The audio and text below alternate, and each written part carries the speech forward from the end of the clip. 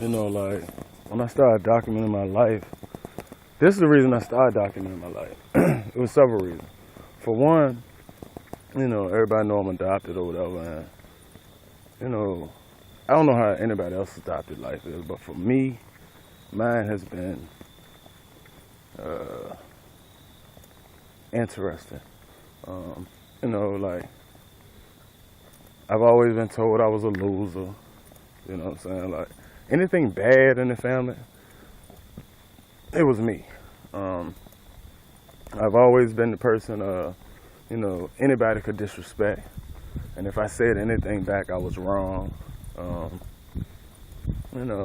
I've just always felt like I was out of place. I've had a violent life. And my parents never understood it. However, they beat me as a child. I mean, you instilled violence in me. But, they'll never get it, man. But anyway, when I looked at the life of Oprah, Tyler Perry, other brand builders, and one thing I noticed was they all had incredibly tough, rough journeys. And I know my journey has been rough. But one thing they didn't have was film. Even though Tyler Perry is, big in black film, my hat goes off to their brother. One thing that I haven't seen was proof of everything that he's saying. Not saying that he is lying. I am not saying that. What I'm saying is, he didn't film his journey, put it that way. When God spoke to me in my spirit, told me to film. That's what he told me. He told me to film. I just came off successful real estate career. I was buying and selling multiple homes every week, doing loans. I'm an electrician, so I was doing construction, electrical company and all that shit. And I was getting high, I was sniffing dope, so I fell off in 2 years. I was just praying one day, and I was like, Lord, what am I gonna do? Shit, he led me to a camera, man. And I always ran from cameras because I used to look so bad on film because I was, sniffing dope or whatever. And he led me to a camera, and the first thing I dropped in '08 was my first movie, Yes We Can Recover. It's a documentary on the effects of drugs and alcohol. Since then, I probably have filmed about, I don't know, man, let's be modest, maybe about 600 movies. I have at least 600 two-hour movies on film, at least. I got like 100 just on High 8 that I filmed, before everything really was converted to digital. And people say, well, why do you film all that stupid shit? It may be stupid to you, and it may not be pertinent to you. But you are not entertainment, man. You are not the market. You are one person who doesn't even matter. In the grand scheme of things, no one person matters. But me on this page, me with these brands, and then the funny thing about it is, the same people who laughed at me when I was down, struggling, trying, are the same people who hating now that I'm on my come up. And I'm not really, I'm kind of chilling from the YouTube shit right now because I got a lot of personal shit going on, and I got some big deals in the works. Like, I'm not talking about signing shit. I'm talking about collabs. I don't think there's anybody out there that can sign me for one reason. Nobody can pay me more than I can pay myself. I don't care how much money you give me. If it's not more than I can pay myself, it ain't shit. You might give me 10 bands, 20 bands, 100 bands, $1 million. That's cool for a product or service. However, you're not gonna give me $2 million for no movie or nothing. Nah. $2 million for no album or 2 million, 20 million for no 5 movie deal. Nah, fuck that. I stay consistent. I pay my website bill. I pay my hosting fee. I keep OneKingWanza.com, my other sites, and I just keep on keeping on, man. Like, there's nothing that's gonna stop me, man, ever. Like, you know, shit gets bumpy. It's up and down. I mean, that's what this is.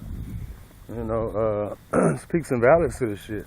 And if you look at the greats, they'll tell you. I mean, listen to 50 and Diddy and them.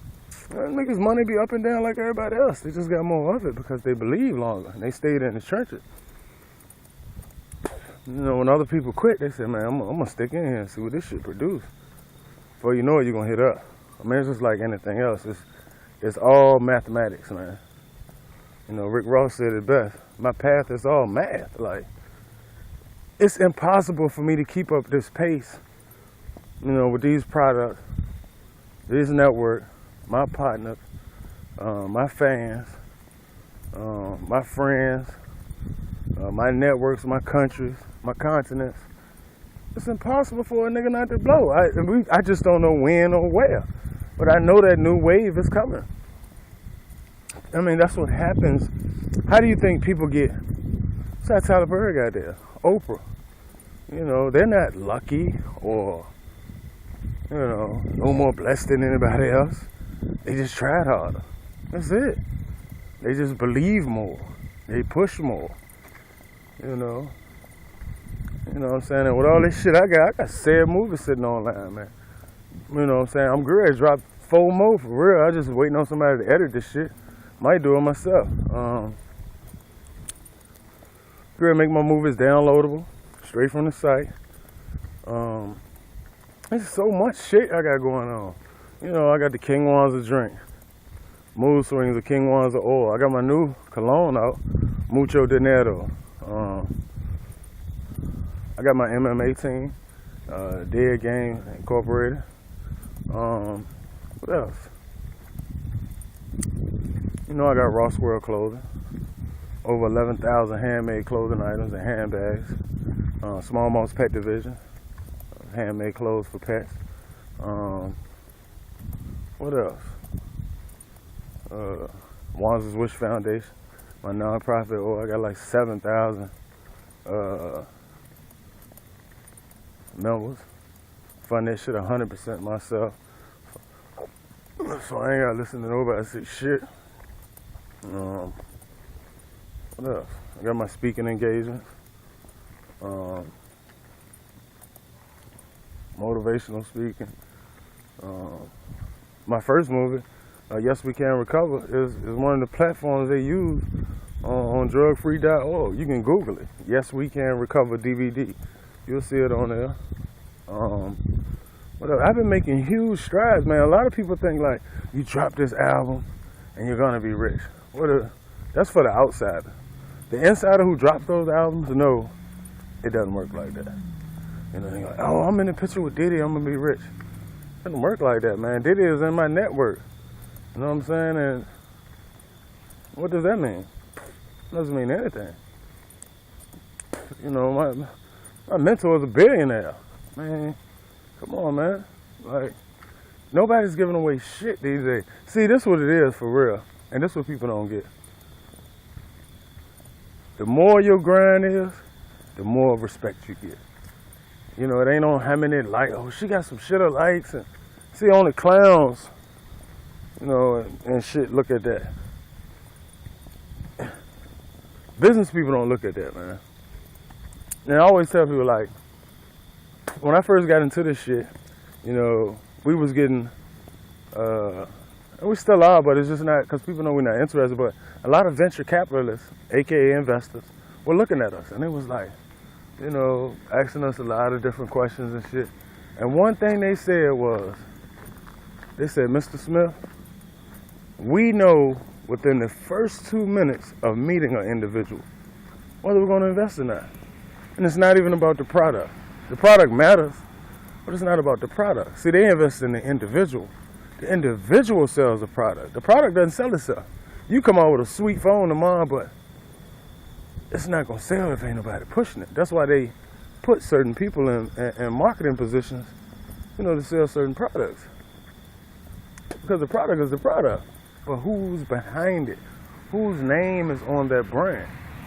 That's what matters. That's what sells the product. That's just what it is for real. So, I'm in a position now where,